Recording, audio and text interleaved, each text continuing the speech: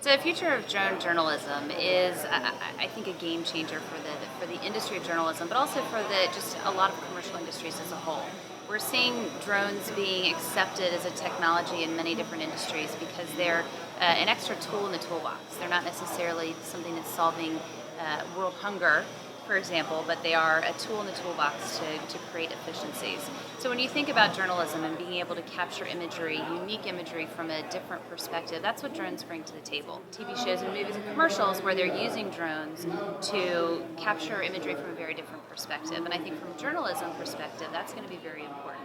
And I think it could even become a little bit competitive where journalists are going to try to be even more creative about how they're covering stories, how they're gathering news, and the different kind of perspectives. And I think we'll be able to see whether it's an incident or an event or whatever it is that a journalist is covering, we'll be able to see them in very different ways than we've ever imagined before. So DroneDeploy is, we're a software company. We're integrated into several drones, and I kind of consider the software to have two different functionalities. The first is kind of a flight management, where we're able to actually program the drone to fly autonomously by itself. With a couple clicks on a phone or an iPad or a computer, the drone will go through a multitude of safety checks, so it won't fly unless there's enough battery power.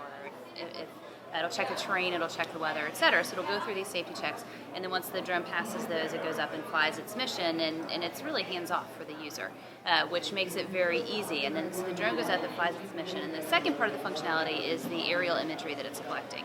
So it's getting information, it's taking pictures, and it's uploading everything to a cloud server where everything is processed in real time. So when when a user needs to have information quickly, they don't have to go back and process a map and get a 3D model or a digital elevation model or even an orthomosaic map.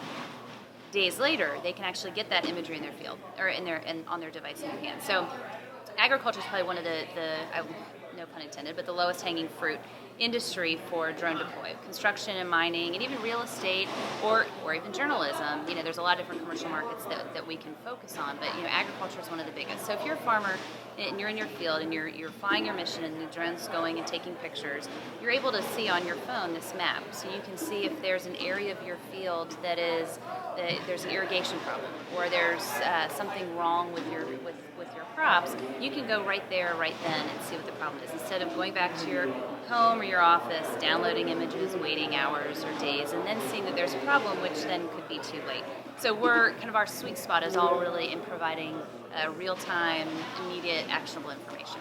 And so for some of these different industries, there might be customized requirements that they have. Oil and gas, for example, they want a lot of extra levels of security and risk analysis on the maps that are created. They want more robust images, more robust analysis. And the way we've developed our software is that it can be plugged into a lot of end-user existing software for that deeper analysis, or other applications can be built on to make it a more customizable, more robust experience for the end user. I've been in this industry over 10 years, and I've seen a tremendous shift in perception just from the general public. When drones, commercial drones really started to become popular in the last, I'd say, 5 years, the media would tell stories of drones being used in a variety of different ways in farming and search and rescue and whatever applications, and they would show a picture of a big, huge weaponized Predator military aircraft. And so it really skewed the public perception of what we were talking about. Instead of these small, several pound, multi-rotor, fixed-wing drones, there was also this kind of public perception that these systems can just sit in the air and loiter and hover and collect vast amounts of information, which again, public perception has shifted now that the general public is understanding these are small vehicles that can fly maybe 20 to 30 minutes. They're not able to collect a lot of imagery.